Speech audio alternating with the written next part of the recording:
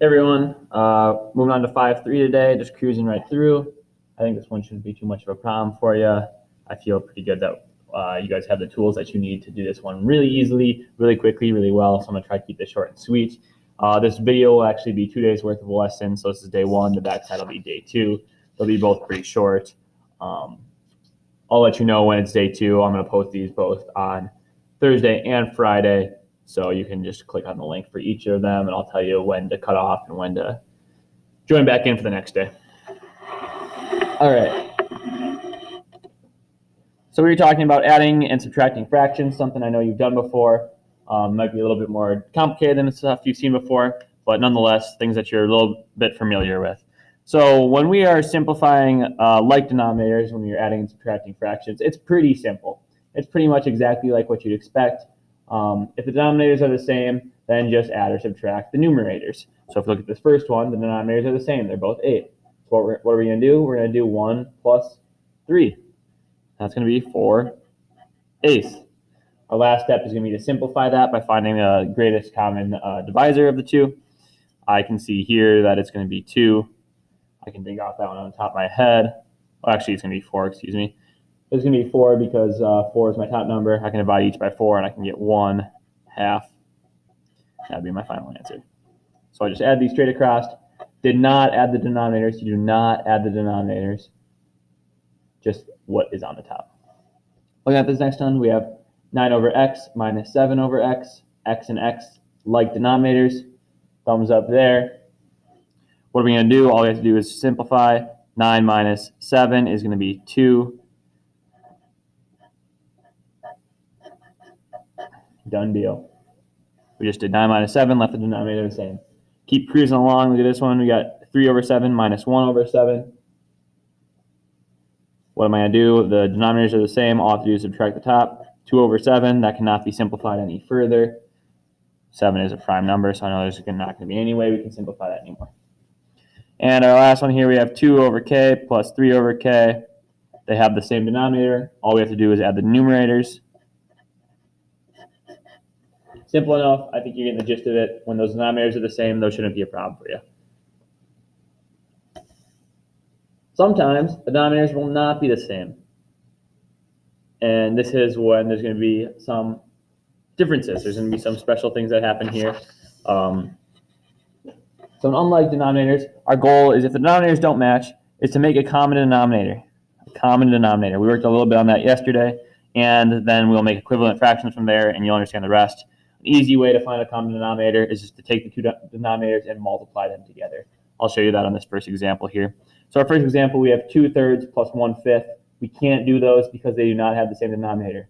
But we can make them the same denominator by finding a common denominator.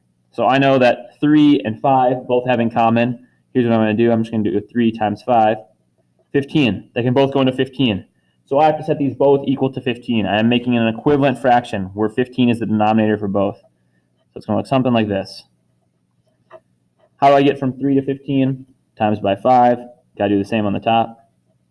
So our first half is going to be 10/15 plus, how do we get from 5 to 15? We multiply by 3. Got to do the same on top. Our last step, now that we have the denominators the same, add those straight across the top, and we will get 13/15.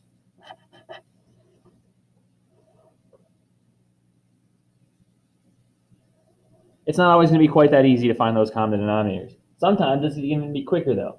If we look at this next one right here, the common denominator for these two, since this is a variable and this is a number, there's only one way we can do this. We can make it 7m. 7 times m. That's going to be a common denominator.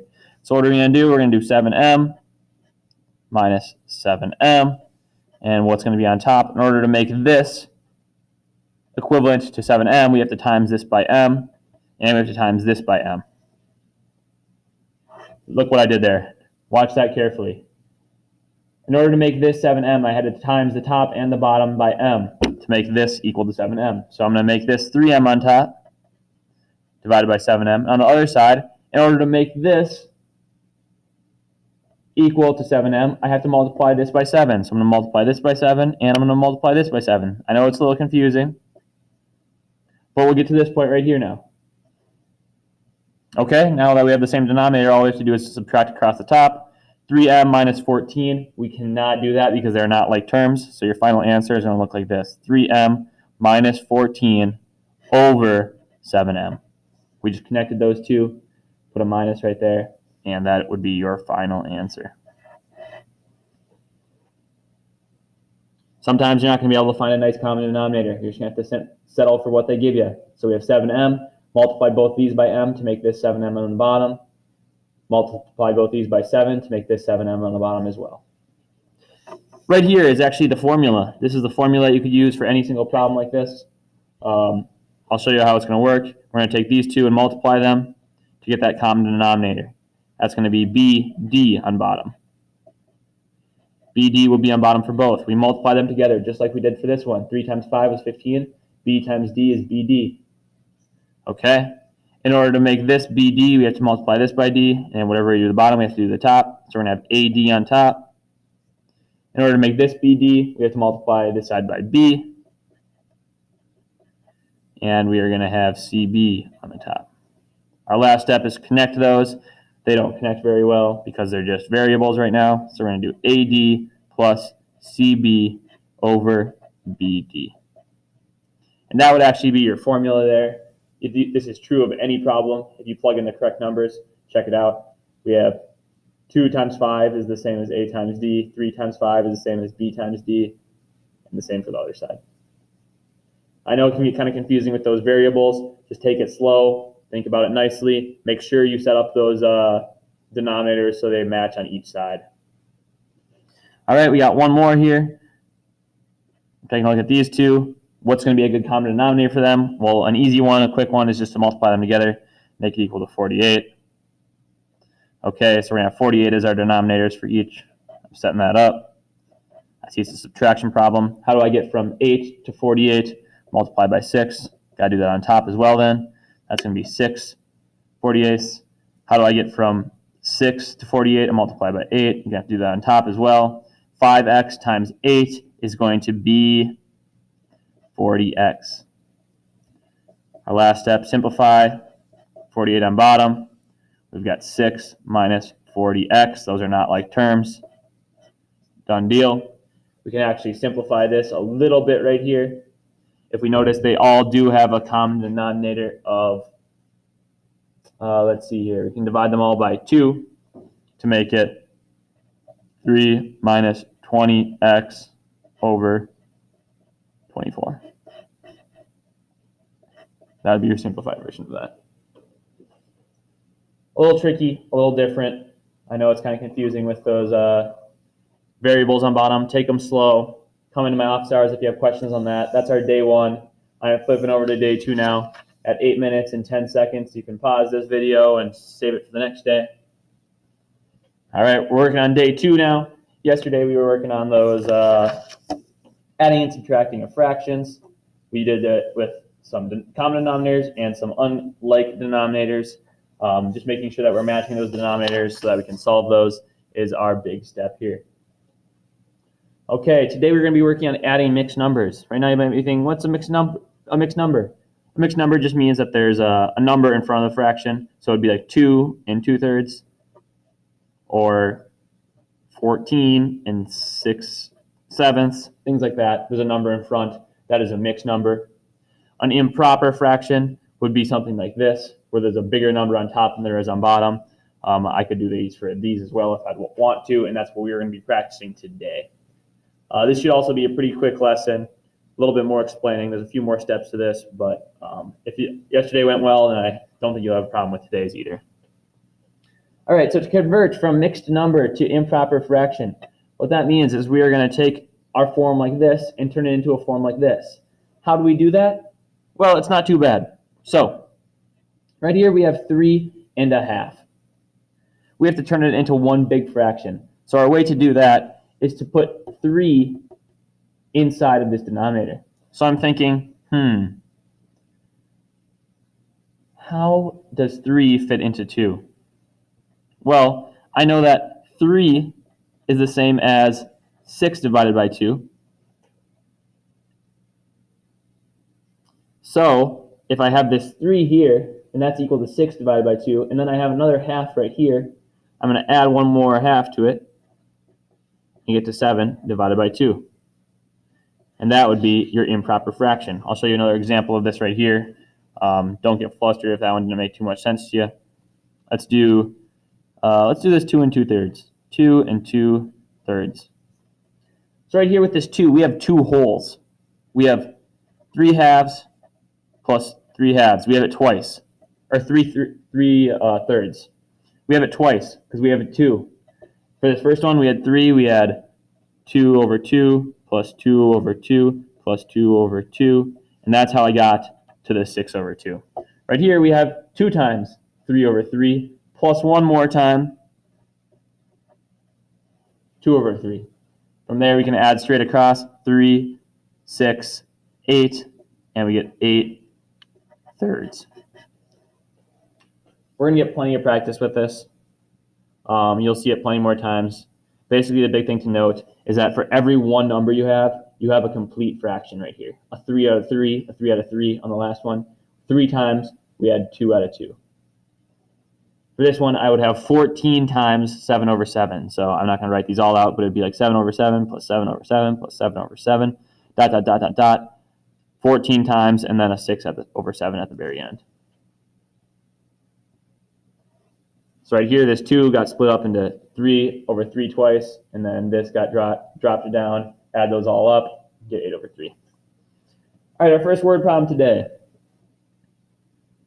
Ali hiked 2 1/10 miles on a trail, then 3/4 miles to his campsite. How far did he go total?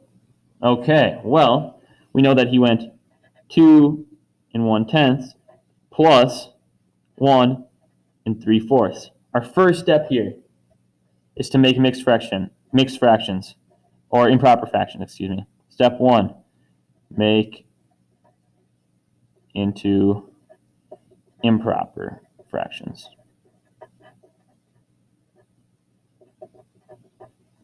Okay, what that means is 2 times we have a full fraction, a full 10 out of 10 twice, plus this 1/10. Add those all up. We have 10 plus 1. We get 21 tenths on one half.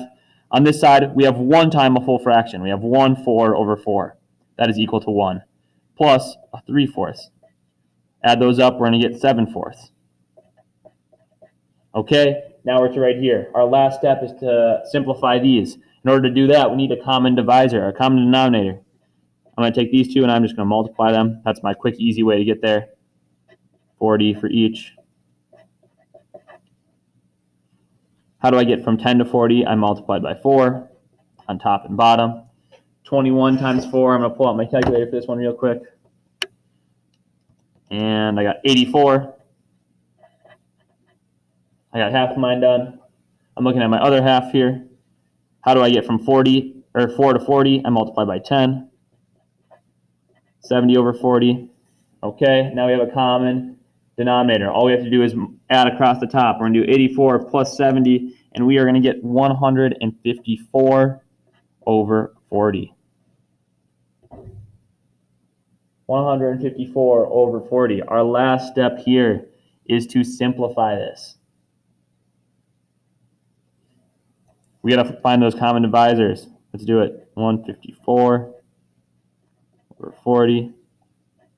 154, I'm just going to start by dividing that by 2 and make it 77 and 2. Let's make that 7 and 11, and those are prime. 40, we're going to go 2 and 20, split that up into 5 and 4, split that up into 2 and 2. I see my greatest common divisor here is just a 2 that they have in common, so I'm going to divide each by 2.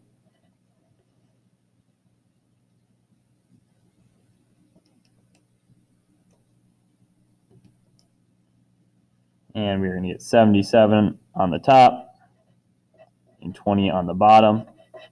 That would be your final answer in improper fraction form. If we wanted to make this into a mixed fraction, again, we have to figure out how many times do we have a full 20. Well, I can see that we have 20 over 20 plus 20 over 20 plus 20 over 20. That would be 60 over 20. And then there's going to be another 17 plus 17 over 20. How many full ones do I have? I have 1, 2, 3 fulls and 17, 20 left over. So how far did Ollie go? He went 3 miles and 17/20ths of a mile. I know it's a lot of steps to get there, but it's stuff that you all know how to do, and I know you can crush this. All right, I got 3 examples for us here, and then I'll send you on your way. Our first one, we have one mixed number and one not mixed number. So we don't have to turn this into anything because it's already sitting there. This first one, we have to figure out how many fulls we have. We have 4/4 once plus 4/4 twice. I'm using the fourth because that's what my fraction is. Some of you might be realizing that you can kind of skip this step a little bit by just multiplying all these together. So we're going to have 4 5 times, which is really just going to be 20/4. So if you can think of that right now, all you really have to do is you have to multiply this by this. If you notice, if we look back to the top, we did 3 times 2 gets us 6/2. For this one, 2 times 3 gets us 6/2. But if you want to keep writing it out like that, if that makes sense to you, that is awesome. No issues there. And then we have the extra 3/4. Add those across. I know I have 20 right there plus 3. We're going to have 23/4 plus 7/8. Right now I could multiply these together, but instead of doing that, I see something that I could easily find a common denominator and just use this 8. So that's what we're going to do. I'm going to keep this 8 right here. I don't want to change this. I'm just going to make this one into an 8. In order to do that, times each by 2, we're going to be left with 46/8 plus 7/8. Add those up, we're going to get 53/8, I believe. And I think that might be our final form right there.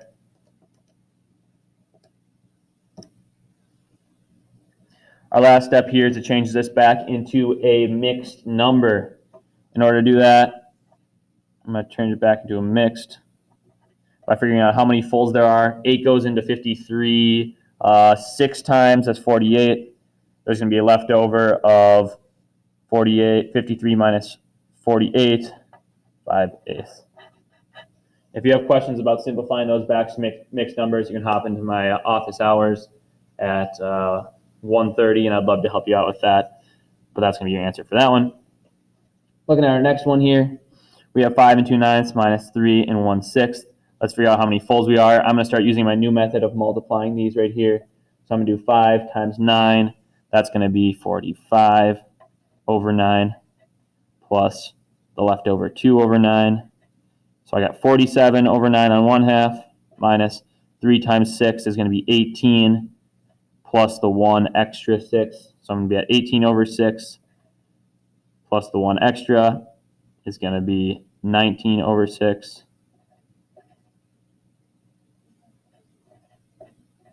Okay, if you want to keep spreading those out like you did here, if that makes more sense to you, go for it.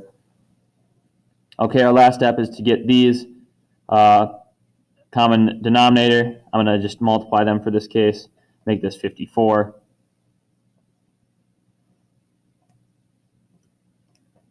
Okay, so now we're going to do 54 minus denominator 54. How do I get from 9 to 54? I multiply by 6 on each. So I have to do 47 times 6.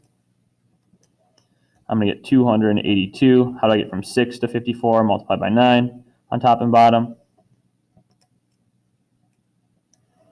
We get 171. From there, we're just doing our subtraction problem. 282 minus 171, because we have those common divisors, and we get 111/54.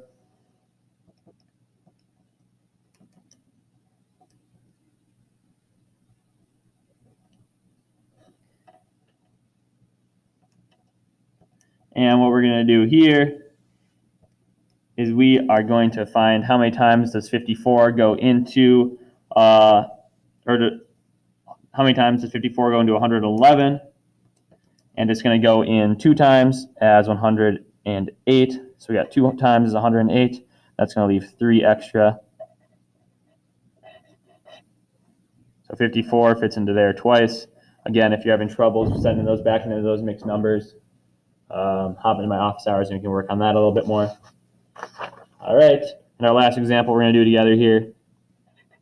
2 and 3/12 minus 7/9. We already have this one as a, we don't need to solve that any further because it's not a mixed number. This one I'm just going to take this times that.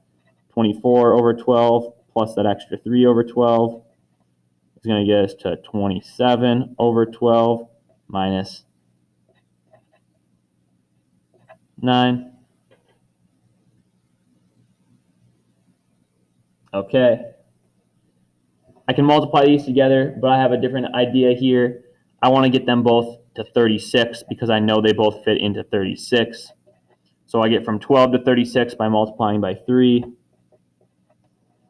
If you want to multiply those together, you would get 108, and you could use that as your denominator as well. I'm just trying some different methods, showing you some different approaches. 81 on top there. How do I get from 9 to 36? I multiply by 4. And we're going to have 28 on top here. 81 minus 28. We got 53 over 36. 36 goes into 53 one time and leaves behind 17 extra. And that would be your answer for this one. If you have questions about these mixed numbers, hop into my ops hours. I'd love to chat with you about them. Otherwise, crush that homework, convert those numbers, find those common divisors. Good work.